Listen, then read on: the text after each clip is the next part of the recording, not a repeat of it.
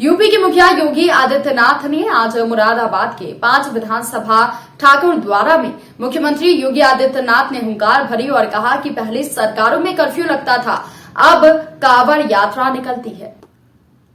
ठाकुरद्वारा में मंगलवार को मुख्यमंत्री योगी आदित्यनाथ ने भाजपा प्रत्याशी ठाकुर अजय प्रताप सिंह के समर्थन में जनसभा को संबोधित किया। इस दौरान उन्होंने कहा कि पहले कर्फ्यू लगता था, अब कांवड़ यात्रा निकलती है। पहले स्कूल जाते हुए बेटियां डरती थी, अब बेटियां पूर्णतः सुरक्षित हैं। व्यापारी अंधेरा होने से पहले घर चले जाते थे, लेकिन भाजपा सरकार में अब किसी का डर नहीं है। इस दौरान उन्होंने कहा कि उनकी सरकार में गुंडा राज पूर्ण रूप से खत्म हो चुका है। योगी बाबा ने भाजपा सरकार की उपलब्धियां गिनाते हुए कमल के फूल का बटन दबाकर भाजपा सरकार को दोबारा जिताने की अपील की।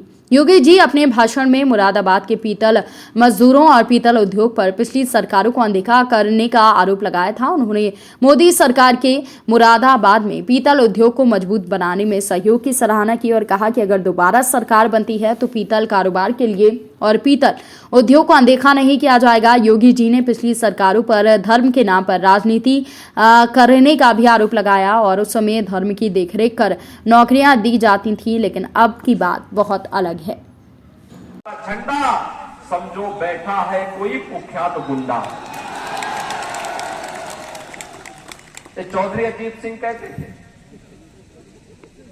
और आज उनके लाडले उसी सपा के झंडे में ऐसे लिपट करके चल रहे हैं जैसे कि अब आजम खां का स्थान वही ले लेंगे। लेकिन ये मुजफ्फरनगर के दंगों को भूल जाते हैं, कोसी कला के दंगों को भूल जाते हैं, मुरादाबाद और बिजनौर के सांप्रदायिक तनाव को भूल जाते हैं। भाइयों बहनों, इन्होंने केवल लूटा है, गरीबों का छीना है। कोरोना कालखंड में सोचिए, प्रधानमंत्री मोदी जी के नेतृत्व में फ्री में टेस्ट, फ्री में उपचार, फ्री में वैक्सीन। कितने लोगों ने वैक्सीन लिया है? वाह भाई, आपने तो सब लोगों ने वैक्सीन ले लिया। यानी मैं मान करके चलूं कि 100% लोग वैक्सीन ले लिए हैं, यानी 100% वोट पक्का। क्योंकि जो लोग विरोध करते थे इस वैक्सीन का, करते थे ना, कहते थे वैक्सीन मोदी वैक्सीन है, ये भाजपा का वैक्सीन है, नहीं लेंगे। आज आप उनको बताएंगे ना कि हम मोदी वैक्सीन से ही कोरोना से लड़ रहे हैं। जब वैक्सीन मोदी है, भाजपा का वैक्सीन है, तो फिर जब ये जान बचा रहा है तो हम वोट भी इसी को देंगे। ठीक है ना?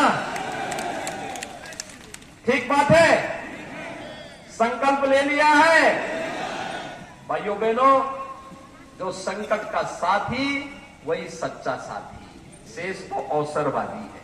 कांग्रेस, लोकदल, ये सब अवसरवादी है, कभी संकट में नहीं आने वाले, खड़े नहीं होने वाले हैं। आखिर हम विकास कार्य करा रहे हैं। आपके मुरादाबाद के बगल में ही कुंवर सर्वेश सिंह कह रहे थे, मैंने कहा देखो विधानसभा का चुनाव आप यहां पर जितवाइए और इनके लिए हम फिल्म सिटी बना रहे हैं। मैंने कहा आपके लिए एक फिल्म सिटी बनवा रहे हैं, फिल्मों में आप काम करिए थोड़ा।